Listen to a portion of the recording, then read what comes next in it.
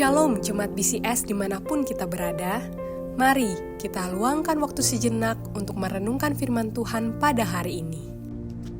Shalom Bapak Ibu Saudara, saya bacakan Amsal 4 ayat 23. Jagalah hatimu dengan segala kewaspadaan, karena dari situlah terpancar kehidupan. Judul renungan hari ini, terjebak macet, jaga hati. Suatu sore saya naik taksi online melewati jalan Ratu Kamboja, menuju ke jalan panjang. Biasanya jalan itu hanya perlu 5 menit untuk dilewati. Tapi sore itu, saya terjebak di sana selama lebih dari 30 menit. Macet total. Rasanya sangat menjengkelkan. Tapi, bukankah ini pengalaman khas warga Jakarta? Data dari TomTom Traffic Index tahun 2025 yang dilaporkan oleh CNN Indonesia menunjukkan bahwa Jakarta menempati peringkat ke-90 kota termacet di dunia. Syukurlah Jakarta sudah tidak masuk daftar teratas kota termacet dunia. Namun dalam kehidupan sehari-hari, tetap saja kemacetan adalah bagian tak terpisahkan dari hidup orang percaya yang tinggal di Jakarta. Kitab Amsal menekankan bahwa inti hidup manusia ada pada hati, bukan sekedar tindakan lahiriah.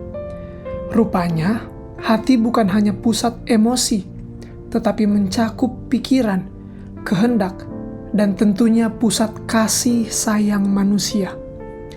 Alkitab versi terjemahan sederhana Indonesia menerjemahkan ayat ini seperti berikut. Jagalah hatimu dengan waspada, karena hati menentukan segala pilihan hidupmu. Karena itu penulis Amsal menasihati agar kita menjaga hati dengan kewaspadaan penuh. Karena hati menentukan respons kita ketika berhadapan dengan situasi sehari-hari, termasuk kemacetan. Ketika terjebak macet, masalahnya bukan terletak pada panjangnya antrean kendaraan, tetapi bagaimana hati kita merespons kemacetan tersebut.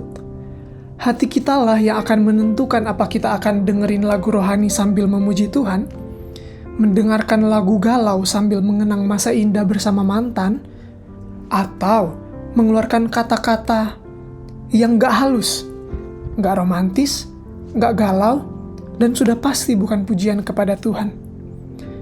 Pak Sen Senjaya dalam bukunya Menghidupi Injil dan Menginjili Hidup menulis, Tuhan peduli saat orang percaya duduk di dalam mobil dalam frustrasi karena terjebak macet.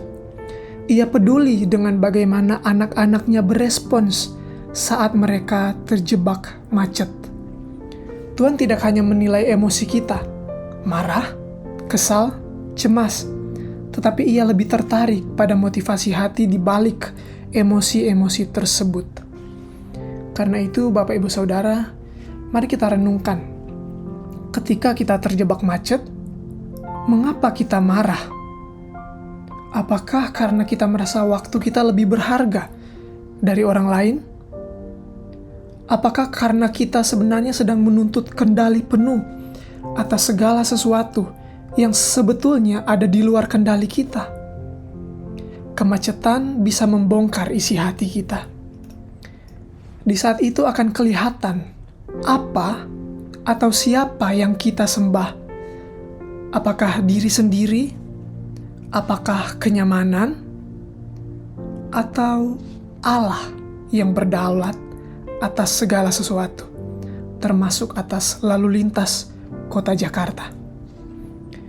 Bapak Ibu Saudara, kemacetan yang biasa memancing kejengkelan dan amarah dapat menjadi latihan rohani untuk menjaga hati tetap berpusat kepada Dia, kepada Allah, Sang Pemegang kendali sepenuhnya atas hidup kita.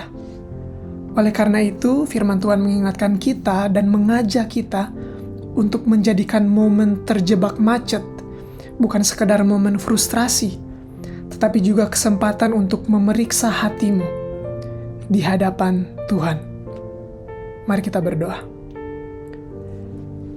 Tuhan, ajarilah kami untuk senantiasa menjaga hati dengan kewaspadaan, bahkan di tengah kemacetan sekalipun.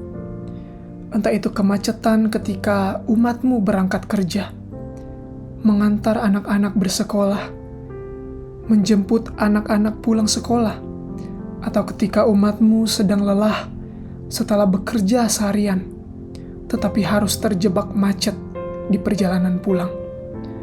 Engkau yang namanya Immanuel, hadirlah bersama umatmu, dan jagalah hati kami setiap saat, termasuk ketika kami terjebak macet. Demi Kristus Yesus kami berdoa. Amin. Demikian renungan harian kita pada hari ini. Mari kita terus rindu menjadi murid Kristus bersama keluarga Allah. Tuhan Yesus memberkati.